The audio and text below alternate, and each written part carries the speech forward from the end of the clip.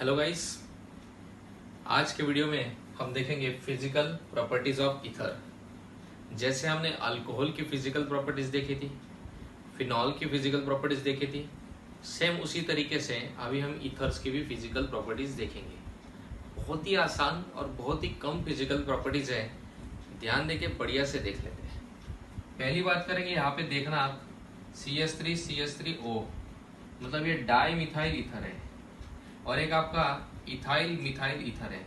तो di methyl ether और ethyl methyl ether, ये दोनों के दोनों ईथर गैसियस स्टेट में होते हैं। तो ये दोनों गैसेस हैं।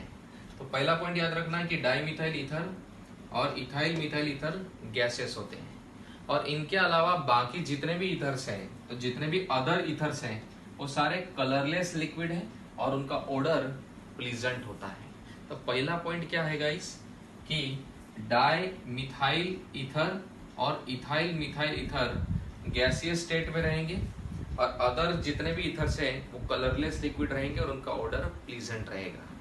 दूसरा पॉइंट क्या है गाइस, कि जो लोअर ईथर्स होते हैं वो हाईली इन्फ्लेमेबल और हाईली वोलाटाइल होते हैं।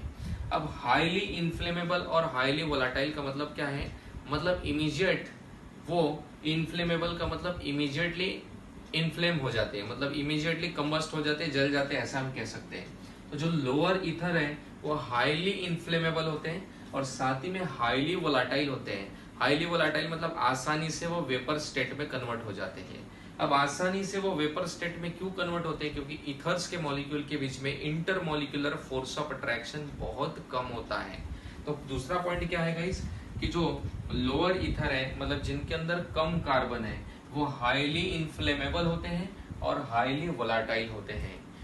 हाईली वोलाटाइल होने का कारण क्या है, कि उनके बीच में फोर्स ऑफ अट्रैक्शन बहुत कम होता है। क्योंकि लोअर ईथर है तो नंबर ऑफ कार्बन कम रहेंगे, फोर्स ऑफ अट्रैक्शन वीक रहेगा, इसलिए फोर्स ऑफ अट्रैक्शन कम होने की वजह से आसानी से वेपराइज हो सकते हैं, इसलिए वो हाईली वोलाटाइल है। तीसरा पॉइंट है भाई बॉइलिंग पॉइंट का। बॉइलिंग पॉइंट तो आपको मालूम है डायरेक्टली प्रोपोर्शनल है मोलर मास के। तो जैसे जैसे ईथर के अंदर कार्बन बढ़ते जाएंगे, जैसे जैसे आपके ईथर के अंदर कार्बन बढ़ते जाएंगे, तो कार्बन बढ़ने की वजह से ईथर का मोलर मास बढ़ेगा और जिस वजह से उसका बॉइलिंग पॉइंट भी बढ़ेगा। तो बेसिकली होता क्या है, कि जब कार्बन बढ़ते हैं तो अगेन सरफेस एरिया बढ़ जाता है, मॉलिक्यूल बड़ा हो जाता है, तो फोर्स ऑफ अट्रैक्शन बढ़ जाते हैं, जिस वजह से उसका बॉइलिंग पॉइंट बढ़ता है। तो हम कहते हैं कि बॉइलिंग पॉइंट जो है मॉलिक्यूलर मास के ऊपर डिपेंड करता है, क्योंकि कार्बन जैसे जैसे बढ़ेंगे वैसे मॉलिक्यूलर मास बढ़ेगा और बॉइलिंग पॉइंट भी ईथर का बढ़ेगा। चौथा पॉइंट गाइस बड़ा ही इंपॉर्टेंट है, बॉइलिंग पॉइंट के बारे में बता रहे कि अल्कोहल, ईथर एंड अल्केन में सबसे ज्यादा बॉइलिंग पॉइंट आपका अल्कोहल का होता है। और कारण क्या है अल्कोहल का बॉइलिंग पॉइंट ज्यादा होने का, क्या कि अल्कोहल बनाता है H बॉन्ड, मतलब हाइड्रोजन बॉन्ड बनाता है। तो अल्कोहल के मॉलिक्यूल आपस में हाइड्रोजन बॉन्ड बनाते हैं, इसलिए अल्कोहल के मॉलिक्यूल का बॉइलिंग पॉइंट ज्यादा होता है। क्योंकि हाइड्रोजन बॉन्ड बनने की वजह से additional force of attraction develop होते हैं, जिस वजह से उसको तोड़ने के लिए एडिशनल एनर्जी लगेगी, इसलिए अल्कोहल का बॉइलिंग पॉइंट ज्यादा होता है। ईथर का जो मॉलिक्यूल है वो आपस में हाइड्रोजन बॉन्ड बनाते नहीं है, तो ईथर के मॉलिक्यूल आपस में dipole force of attraction possess करते हैं। क्योंकि ईथर के मॉलिक्यूल आपके पोलर मॉलिक्यूल होते हैं, इस वजह से वो आपस में dipole force of attraction possess करते हैं और इसी डाइपोल फोर्स ऑफ अट्रैक्शन की वजह से उनका बॉइलिंग पॉइंट अल्केन से थोड़ा सा ज्यादा होता है। क्योंकि अल्केन जो है वो नॉन पोलर मॉलिक्यूल है, वो लंडन या फिर उसी को हम कहते हैं डिस्पर्शन फोर्स पोजेस करता है। लंडन या डिस्पर्शन ये सबसे वीक फोर्स ऑफ अट्रैक्शन होने की वजह से अल्केन का बॉइलिंग पॉइंट बहुत कम होता है, क्योंकि अल्केन के मॉलिक्यूल के बीच में ऑलरेडी फोर्स ऑफ अट्रैक्शन बहुत कम है, इसलिए उनको बॉइल करने के लिए हमें ज्यादा एनर्जी लगेगी नहीं। दूसरा, अल्केन से थोड़ा ही ज्यादा ईथर का बॉइलिंग पॉइंट होता है, बहुत ज्यादा होता नहीं, क्योंकि ईथर में मॉलिक्यूल में भले ही डाइपोल फोर्स ऑफ अट्रैक्शन हो, जो कि इस लंडन या डिस्पर्शन फोर्स से थोड़ा ज्यादा होता है, और इनमें डाइपोल फोर्स ऑफ अट्रैक्शन क्यों होता है, because ethers are the polar molecule. तो पोलर मॉलिक्यूल होने की वजह से डाइपोल फोर्स ऑफ अट्रैक्शन होता है, लेकिन फिर भी ईथर का जो बॉइलिंग पॉइंट है अल्केन के बॉइलिंग पॉइंट से उतना ज्यादा होता नहीं है, भले थोड़ा सा ही ज्यादा होता है लेकिन बहुत ज्यादा होता नहीं है।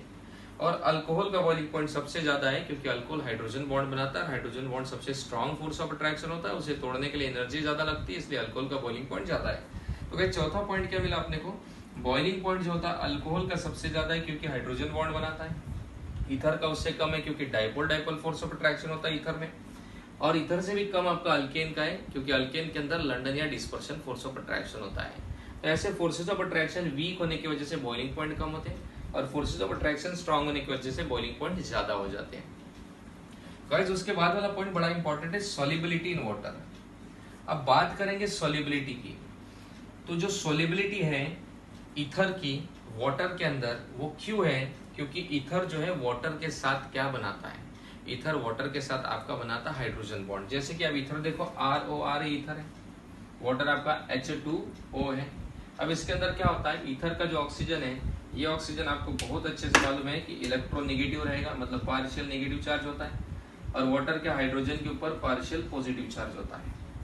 वाटर के हाइड्रोजन पे पार्शियल पॉजिटिव चार्ज क्यों है, क्योंकि ऑक्सीजन के साथ है, ऑक्सीजन की नेगेटिविटी ज्यादा है तो ऑक्सीजन के ऊपर पार्शियल नेगेटिव, तो हाइड्रोजन के ऊपर पार्शियल पॉजिटिव चार्ज रहेगा, या हाइड्रोजन पे पार्शियल पॉजिटिव चार्ज या ऑक्सीजन पे पार्शियल नेगेटिव। अगेन क्यों नेगेटिव, क्योंकि ऑक्सीजन की नेगेटिविटी इस अल्काइल ग्रुप के कार्बन से ज्यादा है, इसलिए ये इलेक्ट्रोनेगेटिव है और ये इलेक्ट्रो पॉजिटिव है। तो गाइस ध्यान देना, ईथर एंड वाटर आपके कैसे हाइड्रोजन बॉन्ड बनाते हैं, तो ईथर का इलेक्ट्रोनेगेटिव ऑक्सीजन और वाटर का इलेक्ट्रो पॉजिटिव हाइड्रोजन एक दूसरे के साथ इंटरमॉलिक्यूलर हाइड्रोजन बॉन्ड पोजेस करते हैं, और इसी इंटरमॉलिक्यूलर हाइड्रोजन बॉन्ड की वजह से ईथर वाटर के अंदर सोल्यूबल होता है। तो सोल्युबिलिटी की अगर बात करें तो हमने कहना है कि ईथर जो है वाटर के अंदर इसलिए सोल्यूबल होता है क्योंकि ईथर का मॉलिक्यूल वाटर के साथ हाइड्रोजन बॉन्ड बनाता है। अब बड़ी इंपॉर्टेंट बात बता रहा हूं, वो है पोलैरिटी की। अब ध्यान से देखना, ईथर हम लिखते हैं ROR। अब देखो लिखते तो हम ROR है, अपने को इसको देख के ऐसे लगता है ROR हमने इसको लिख दिया, और अपने को देख के क्या लगता है, देख के लगता है कि अरे सर ये 180 का बॉन्ड एंगल होगा, बट ये होता नहीं है क्योंकि ऐसा लीनियर मॉलिक्यूल नहीं है ईथर। ईथर ऐसा बेंड मॉलिक्यूल है वाटर के जैसा। देखो वाटर आपको दिखाई दे रहा है, वाटर कैसे होता है, ये H2 बेंड मॉलिक्यूल, बीच में वो 2 H ऐसे होते हैं।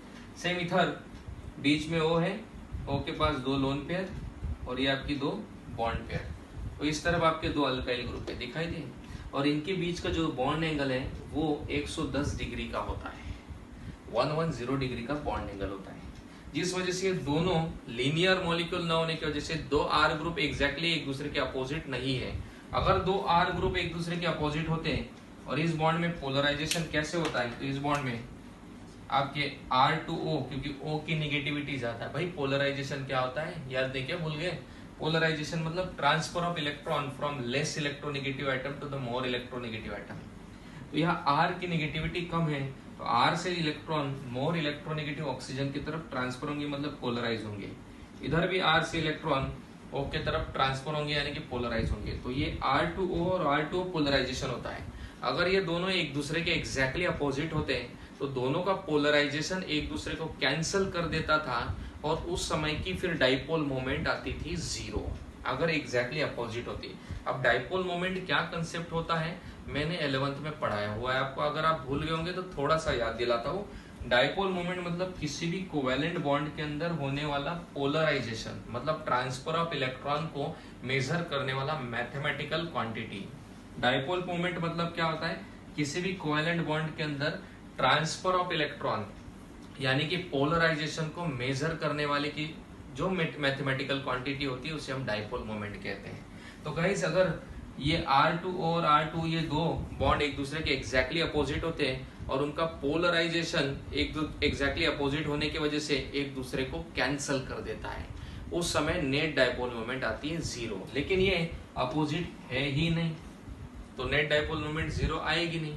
यहाँ पे क्या होता है, ये R2O ट्रांसफर ऑफ इलेक्ट्रॉन होगा, इधर भी R2O ट्रांसफर ऑफ इलेक्ट्रॉन होगा, ये 2 ऐसे ऊपर जा रहे हैं, एक दूसरे के अपोजिट नहीं है, इसलिए उनका पोलराइजेशन एक दूसरे को कैंसिल करेगा नहीं और इनकी डाइपोल मोमेंट 0 आएगी नहीं। तो इनकी डाइपोल मोमेंट अदर देन 0 आती है बट 0 होती नहीं है। तो गाइस फिजिकल प्रॉपर्टीज में क्या क्या पढ़ा, जल्दी जल्दी फटाफट बता दो। पहला पॉइंट पढ़ा हमने कि डाई मिथाइल ईथर और ethyl methyl ether gaseous state में होते हैं, बाकी सारे जो ईथर से वो लिक्विड स्टेट में रहेंगे, उनका ऑर्डर प्लीजेंट रहेगा। दूसरा पॉइंट पड़ा कि लोअर ईथर हाईली इन्फ्लेमेबल और हाईली वोलाटाइल होते हैं, मतलब जल्दी से कंबस्ट होते हैं। हाईली वोलाटाइल इसलिए होते हैं क्योंकि इनके बीच में इंटरमोलिकुलर फोर्स ऑफ अट्रैक्शन बहुत वीक होता है। तीसरा पॉइंट पड़ा बॉइलिंग पॉइंट जो होता है ईथर का मॉलिक्यूलर मास के डायरेक्टली प्रोपोर्शनल होता है। जैसे जैसे ईथर के अंदर मॉलिक्यूलर मास बढ़ते जाएगा वैसे वैसे बॉइलिंग पॉइंट भी बढ़ते जाएगा।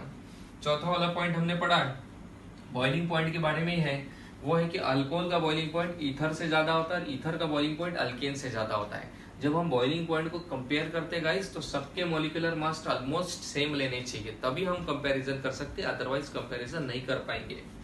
अल्कोहल का बॉइलिंग पॉइंट ज्यादा इसलिए होता है क्योंकि अल्कोहल के मॉलिक्यूल आपस में हाइड्रोजन बॉन्ड बनाते हैं जो कि स्ट्रॉन्ग फोर्स ऑफ अट्रैक्शन है। ईथर का बॉइलिंग पॉइंट कम इसलिए होता है क्योंकि वो आपस में dipole dipole force of attraction possess करते हैं, पोलर मॉलिक्यूल होने की वजह से, जो कि हाइड्रोजन बॉन्ड से वीक फोर्स ऑफ अट्रैक्शन है, इसलिए इसका बॉइलिंग पॉइंट कम है। और इससे भी कम बॉइलिंग पॉइंट अल्केन का होता है क्योंकि अल्केन के मॉलिक्यूल नॉन पोलर होते हैं, जिनके अंदर लंडन या dispersion force of attraction produce होता है, जो कि बहुत ही वीक फोर्स ऑफ अट्रैक्शन है, इसे तोड़ने के लिए बहुत कम एनर्जी लगती है, इसलिए उसका बॉइलिंग पॉइंट सबसे कम होता है। अगला पॉइंट है सॉल्युबिलिटी इन वाटर। वाटर के अंदर ईथर इसलिए सोल्यूबल है क्योंकि ईथर का जो ऑक्सीजन है वाटर के हाइड्रोजन के साथ फोर्स ऑफ अट्रैक्शन पोजेस करके वहां पर हाइड्रोजन बॉन्ड बनाता है, इसलिए ईथर वाटर के अंदर सोल्यूबल है। चौथा पॉइंट है ईथर ये लीनियर मॉलिक्यूल नहीं है, ये ऐसा बेंड मॉलिक्यूल है और उनके बीच का डाइपोल, उसके बीच का बॉन्ड एंगल 110 डिग्री का होता है, 180 का नहीं होता है। अब ये लीनियर मॉलिक्यूल न होने की वजह से इस बॉन्ड का और इस बॉन्ड का पोलराइजेशन अपोजिट आता नहीं है, इसलिए दो पोलराइजेशन एक दूसरे को कैंसिल न करने की वजह से नेट डाइपोल मोमेंट जीरो नहीं होती है। ये पोलराइजेशन ऐसा है, ये डाइपोल मोमेंट ऐसी है, दोनों एक दूसरे के अपोजिट नहीं है, इसलिए नेट डाइपोल मोमेंट जीरो नहीं रहेगी, नॉन जीरो रहेगी। तो गाइज ये थी फिजिकल प्रॉपर्टीज ऑफ ईथर। इस लेक्चर में हम इतना ही लेंगे। अगले लेक्चर के अंदर हम रिएक्शंस ऑफ ईथर लेके इस चैप्टर को फिनिश कर देंगे। तो अगले 2 वीडियो के अंदर शायद ये चैप्टर हमारा फिनिश हो जाएगा। इस वीडियो में इतना ही। Thank you so much guys.